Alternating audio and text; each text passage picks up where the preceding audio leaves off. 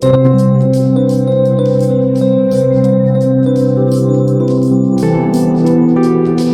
enjoy this talk given at the Austin Center for Spiritual Living, where we live and teach the principles of science of mind and spirit.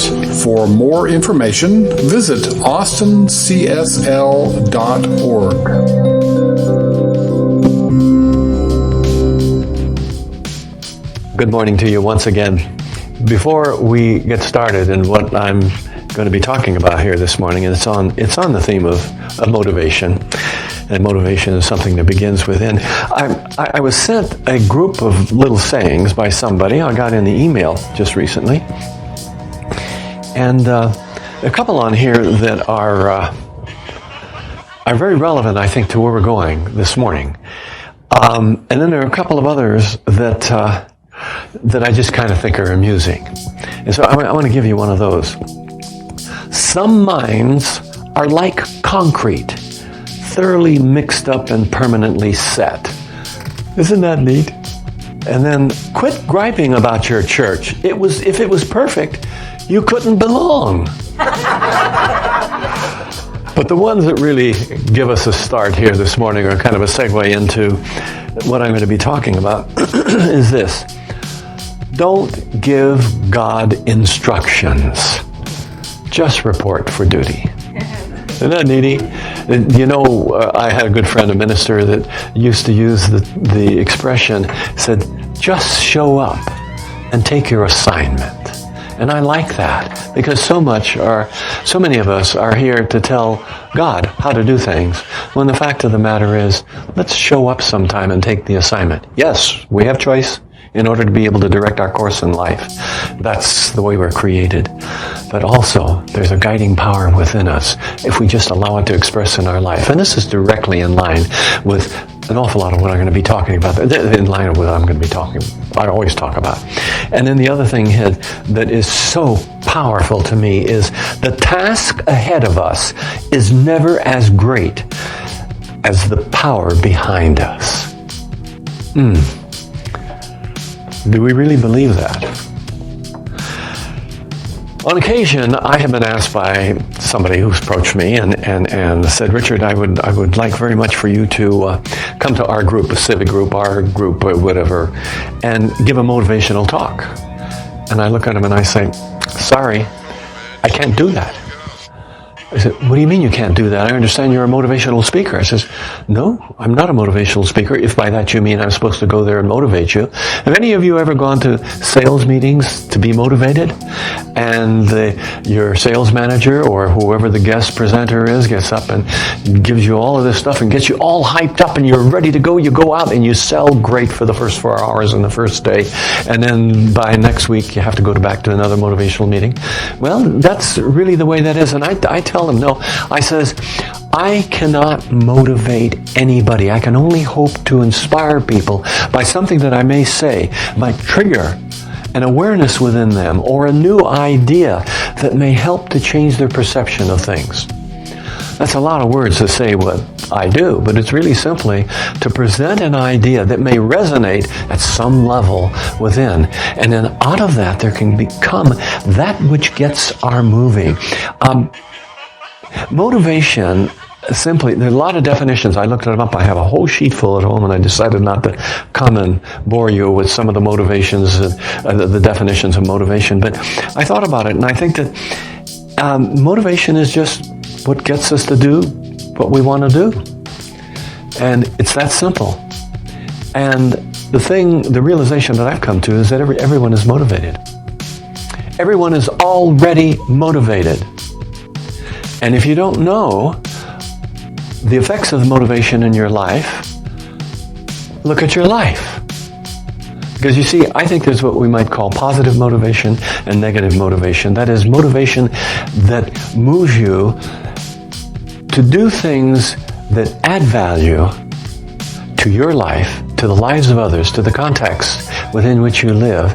And then there's motivation that kind of extracts it, or at the very best, is just neutral, normal, does nothing. You say, well, how can that be motivation? That's to get you moving. Well, a lot of people need to get moving or want to get moving to do nothing. Or they get so busy, they're moving in so many different directions that nothing results as a result of that. Who was it? Marcia and I, my wife and I, where is she? She's somewhere here. Oh, there she is, wifey.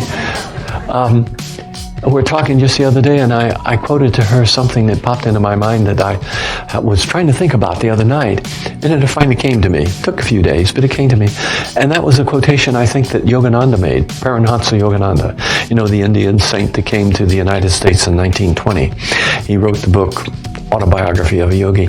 And it goes something like this. He says, your kind of laziness is to be busy all the time. Think about that. Doesn't that grab you? Now, no one can be motivated. And yet, I think everyone is self-motivated to some extent.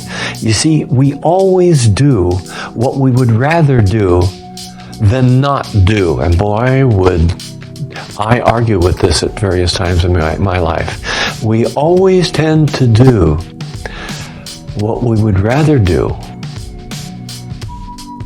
than not do. Every action that we take is some kind of a personal response or reaction to something that's going on in our life to fill some kind of a need or a desire. I remember a story that I heard about a young man. He was just out of school, and he was a smaller presence, a smaller frame, but a wiry young guy, and he wanted to go to work, and he heard that they were hiring down on the docks, that they needed men to load this particular ship. And so he went down and he talked to the head of the stevedores, and he says, I want to work. I hear you're looking for men to load this ship. And there were guys who were working there, and he says, yes, we are, but you'll never cut it. You're just too small and frail. And he says, I can handle anything that you have. And he kept bugging the boss, and the boss said, okay, you see that pile of anvils over there? Big anvil that, you know what anvils are, and the big steel things that blacksmiths work on. He says, load those. You go over and start loading those. And he turned it back to his clipboard, and the young man went off. And the next thing you know, the boss hears this big splash, and he turns and he looks, and he noticed that the boy had fallen into the drink between the dock and the ship from the gangplank where he was loading, and he come bubbling up to the surface, and he says, throw me a line, help, throw me a line. And then blah, blah, blah, blah, he went down again, and he comes up again, and he says, so help me, either you throw me a line, or I'm going to drop this damn anvil. Now, that's motivation, and sometimes I think the point that we have, that we want to make with something like this, is that sometimes we can push ourselves to the point, be motivated to do something that grows out of an obsessive compulsive desire to accomplish things and compromise ourselves. And I'm not talking about that, but I think it's wonderful to be motivated, to have whatever that is in us that is some kind of a response to life to fulfill some kind of a need. How do we motivate ourselves positively? We know the negative motivations. We've seen those things. They're usually involved in avoidance and fear and that kind of stuff. But how do we motivate ourselves positively?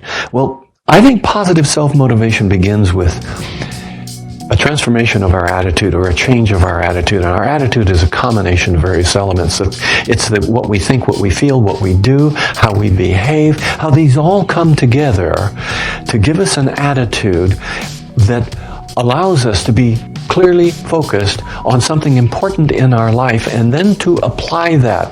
But in being motivated to do something, we need to be convinced, I think, that the benefits that are going to come as a result of what it is we want to experience far outweigh the price that we're going to pay for it. And that makes sense. And Let me go back just a little bit. Years ago, when I was not in the ministry too long, I mean, maybe 10 or 15 years. I've been in it for 36 years now. But I had the opportunity to happen, for whatever the reason, be in a context where I was dealt with a lot of people, some of them my very close friends, that were alcoholic, and then some that got into drugs. And then some of you here may be able to relate to some of this yourself.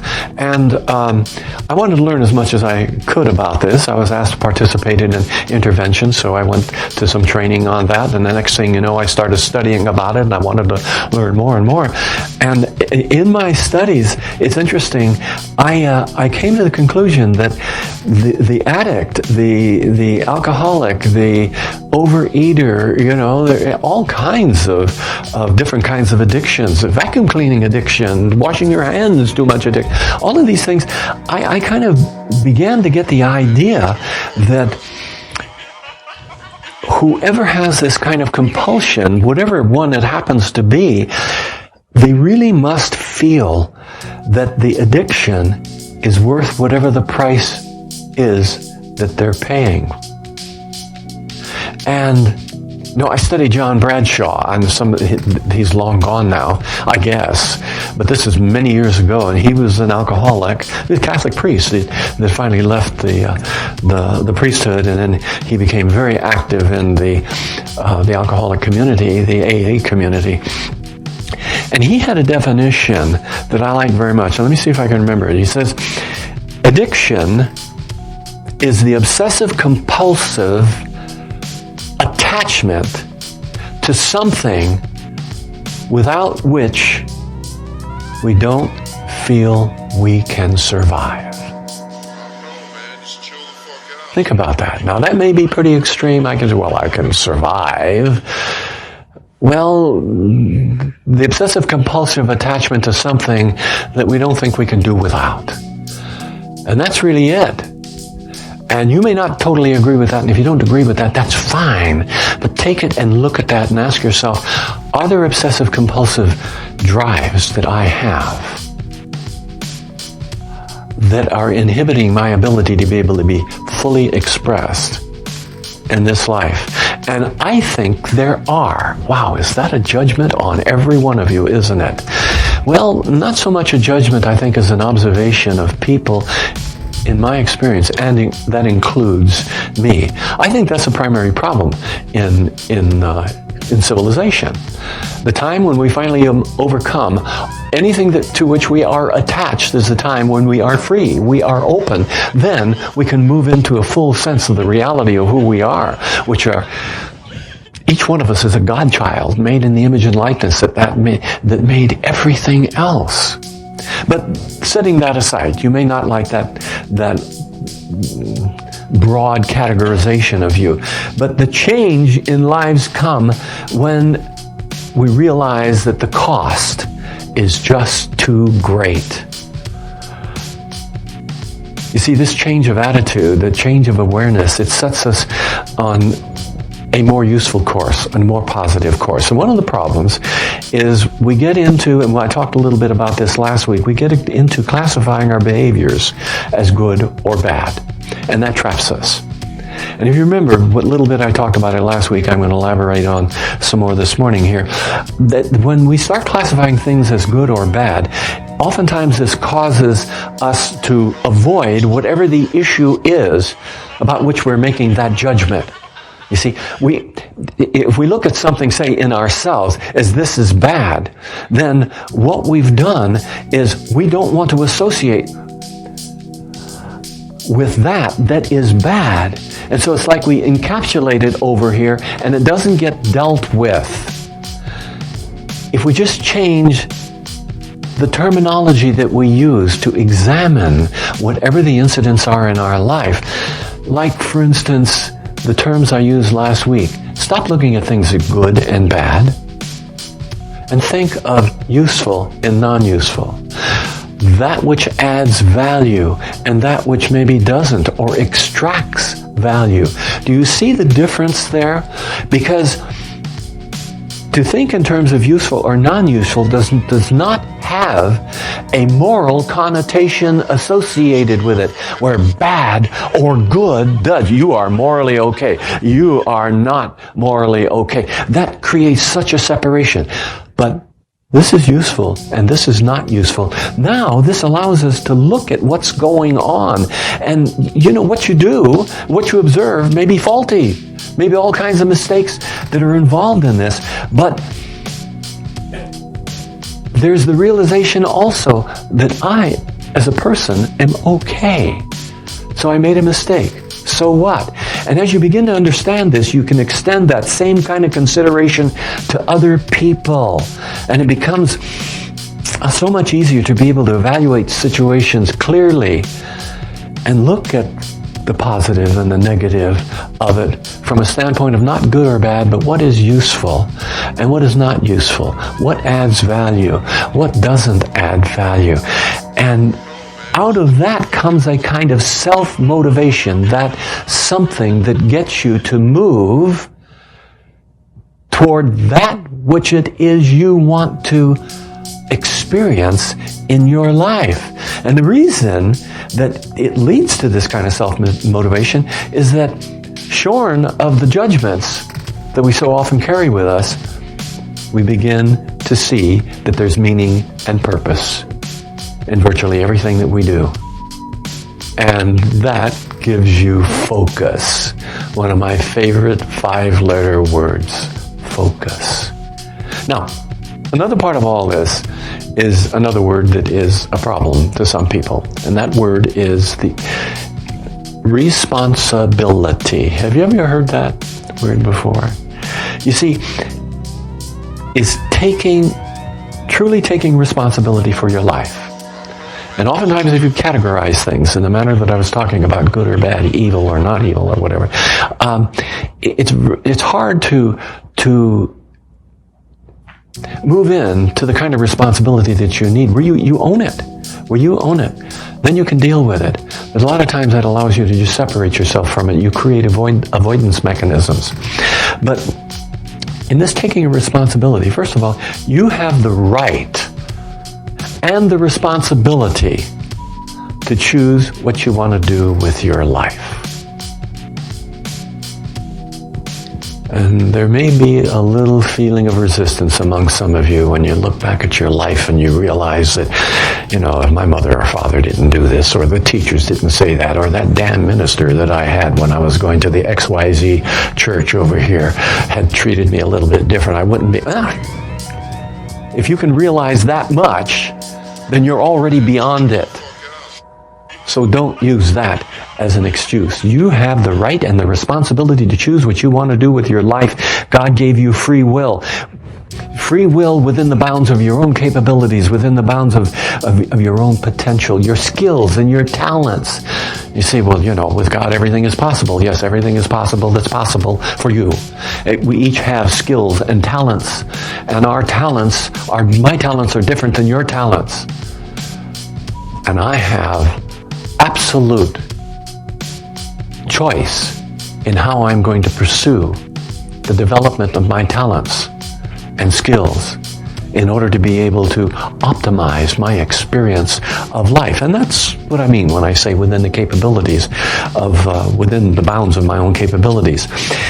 Now, I'm allowed to make mistakes in my life. I can scream and I can cuss and I can steal and I can cheat, or on the other hand, I can help, I can support, I can be there to help uplift people and encourage them.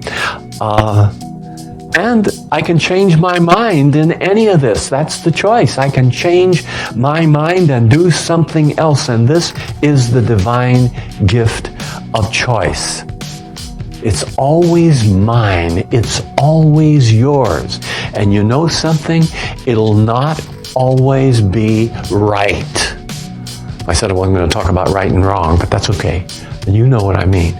In other words, you're going to make mistakes. You have that divine gift. You're going to make mistakes.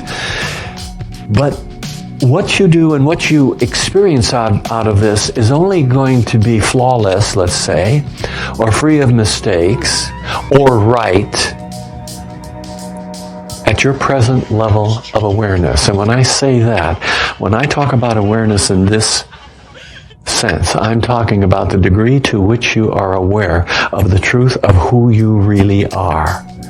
Your true nature, that image likeness of God that you are, and the implications of that. And the more we get an insight in the possibilities, the unlimited possibilities that are there for us, grow in awareness of that, the more we can begin to draw those into our life simply by being aware of them. Isn't that amazing? You know, a good command to give a friend of yours sometime, if he or she is doing something stupid, is just to say, wake up, or stop it. We talked about that recently, didn't we? And you say, oh, but can't you give me some mystical set of words or mantra that is going to conjure up the spirit of Guru Dudu from out there in the universe somewhere, going to come in and transform our life? No, it won't happen. You make the choice, and the transformation occurs within you. And as we begin to realize this, our awareness really has to do with the degree to which we know our own God-likeness. Then we realize that we are, in a sense, always doing the very best that we can under the circumstances. I had a teacher, a Sufi teacher, who talked a little bit about this in my class last Thursday night. He was a Sufi, and a variety of other kinds of things he incorporated into his system. And he made the comment one time that anything that a person does, when that person does it, it is right, proper, and justified. Now, think about that. Boy, did that challenge me. Did I want to argue with that? Argue with it, okay, but think about it. The key is, whatever a person chooses to do in that moment is right, proper, and justified. He may change his mind 10 minutes later, but in that moment. So in a sense, we really are doing the best that we can under the circumstances, aren't we? But when we can understand that, we can forgive ourselves, because we do have the choice to be able to change our mind about things and stop beating on ourselves for our mistakes or for our inability to live up to the potential that we know we have within us, and that we continually fall short of that. My younger son, which is now 52, 53 years old, I remember when he was a teenager one time, he had done something, and he was always one of these very self-critical kids. I don't know where that came from. And he still is, to some degree. But really, you know, it was hard for him to acknowledge his gifts, and he's so clever and so smart, and except for that self-critical, he takes after me in all those other ways. But he did something, and he did it very well, and I was just so pleased, and I complimented him about it, and he looked at it and he says, "But Dad, I didn't give it my best." I didn't quite know what to say. I probably gave him some words like some kind of pablum, you know, well, that's okay, next time try your best or try harder or something. But the fact of the matter is now, I would look at him and I would just say, stop that! Take the compliment. You did well. Acknowledge yourself. I wouldn't say stupid, but I sure feel like saying stupid. Do you see what I mean?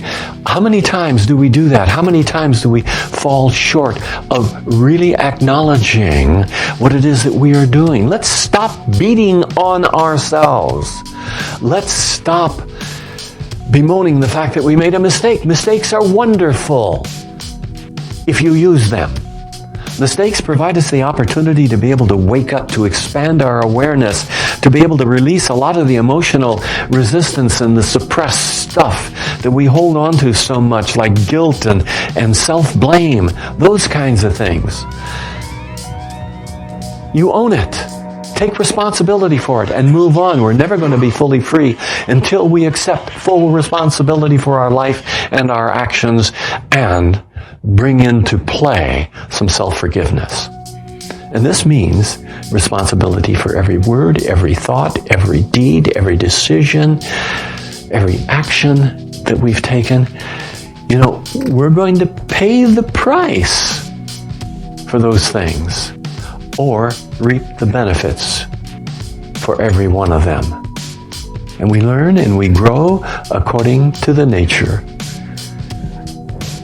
and the consequences of our actions in life.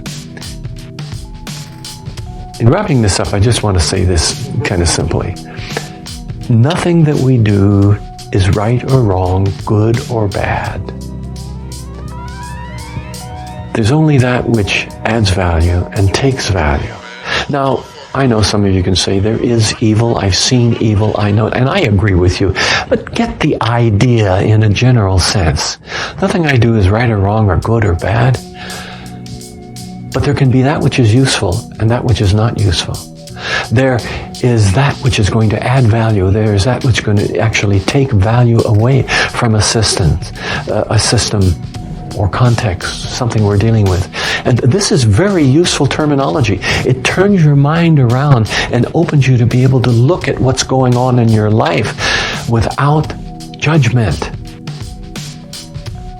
How can I encourage more of being able to express and live my life in this way? Well, there's some very simple things you can do. You can ask yourself some questions, and I want to leave you with just a few questions here. Actually, they're all pretty much the same question, or maybe two questions, but I'll go through them all. First of all, when you get ready to undertake some endeavor, and this is the key, to stop. When you want to do something, just don't spontaneously jump out there and start doing it before thinking about it. At least think about, what is it that I need to think about? That sounds silly, but I think you know what I mean. So very often we react to situations to do. Let's stop and say, okay, is there something to think about this? Is this a useful thing to do? Is this going to add value? And a corollary to that really is, will it contribute to my well-being and the well-being of others? Will it support others in their process of life? Those are two questions, but it's really the same question. Another one is that, does it fit into the context of the flowingness of life, the natural laws as I understand the natural laws? You say, oh, wait a minute, I'm not a scientist, I don't know that much about that. You know what I'm talking about. There are certain natural laws. If I go over and step on your toe accidentally, I'll stand back and I'll look and I'll say, oh, I'm so sorry. And you'll say, oh, well, that's okay. But you're pretty clumsy to step on my toe. That's one thing. The natural law involves several different kinds of responses, doesn't it? If I step on your toe or you step on my toe and I look at you and say, you stupid clumsy ox. See, that's another thing altogether. We look at what you're doing, think about a little bit of what you're doing, and in this process, try to understand whether or not what you're doing is consistent with natural laws. You know, if you bring love into a situation, you're going to experience love out of that situation a lot more easily than if you bring antagonism and bitterness into whatever the interaction happens to be. You're almost always going to get a reaction of the same kind. So, is it in harmony with the natural laws as you understand them? And this final question, there are really a couple of questions, but I'll put it into one. What is the price I must pay? And am I willing to take the consequences? Now let me summarize that just once again, because there are really two questions here. Is what I'm proposing to do useful? Does it add value to me and the circumstances and the results that are apt to come out of this have a certain price? Am I willing to take the consequences of what I pay to do that, what I've given to it? You see, by asking these kinds of questions of yourself, what you're doing is you're taking conscious control of your life and your affairs right now. You're awake. You're enhancing your awareness. And you grow into the awareness that you are more accountable, that you are the only one that's accountable for your life. And out of this you learn what it is to get, that's going to get you to do what you do in life. And that's motivation. That's where motivation is rooted. It's that drives you. It's the reason behind you doing what you do in life. And the biggest thing you learn from this, that it stems from within you. No one else. You see, there is a God presence, a spark, that spark of divinity that's at the center of every one of us. And it's constantly pushing on our consciousness saying, I'm here for you. Open up and let me express. It is constantly urging us, prompting us to be let loose in our life. Dr. Ernest Holmes has the statement that he says, I like very much. It's one of the most challenging statements that I've ever come across, and I'm still challenged by it. And that is, God in me, as me, is me. God in you, as you, is you. Let's have a little prayer, shall we? Let's quiet ourselves. Know that there is this one power, this one presence, this one essence, this one intelligence, this one mind. There is one life. That life is God. That life is my life now. It is a perfect life. And what this life is on this magnificent scale, this unlimited scale, this infinite scale of things, I am in my particular expression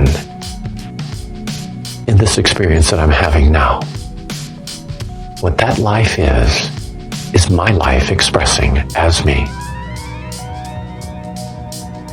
So all that God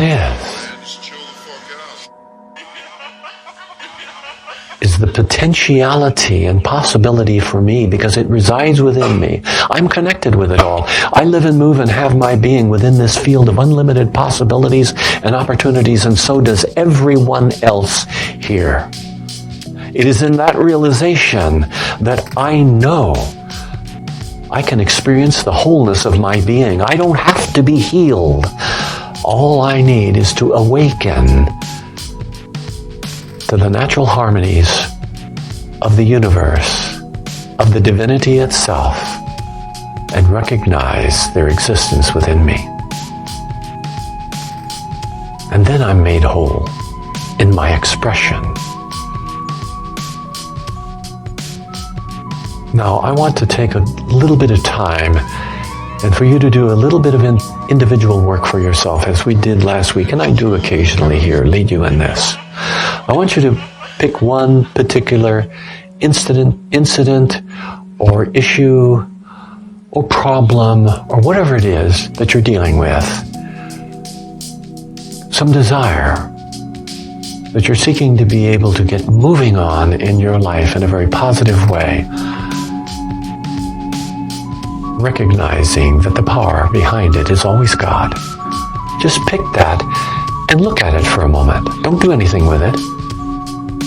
Just look at it and define it in your mind. And I'm going to do the same for my life.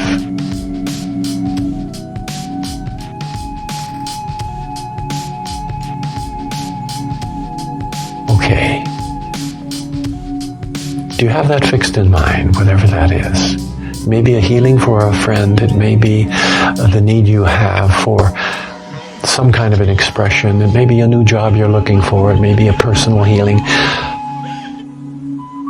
a relationship problem or issue, whatever that is. Now, in your mind, create a scene, a picture. Let it be a moving picture, if you will. And if you cannot visualize in this way, that's okay. Formulate the words that imply the fulfillment of whatever that desire is. What does it look like? That desire fulfilled.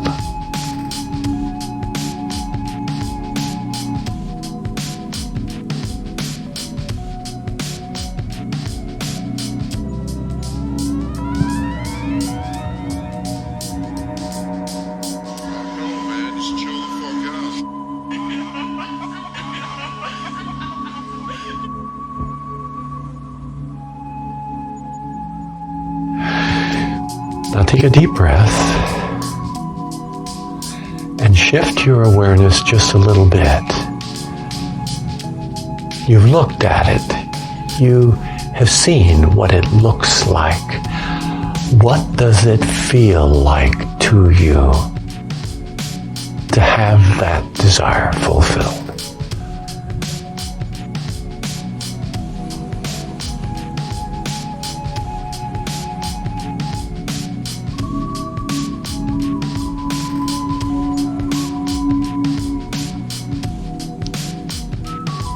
Now tell yourself silently, thank you, thank you, thank you.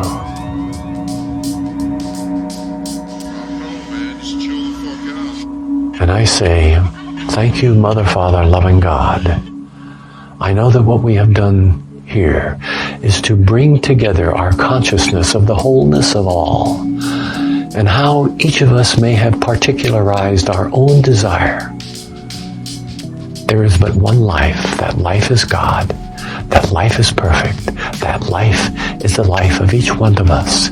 And it is that same energy, creativity, and intelligence and love that permeates every aspect of our individual expression of life within the one life. This is what healing is about. This is what wholing, making whole is about. I accept the innate wholeness of each one of us here and rejoice that this is so. I feel that love. I know that it's so. And together we declare, and so it is.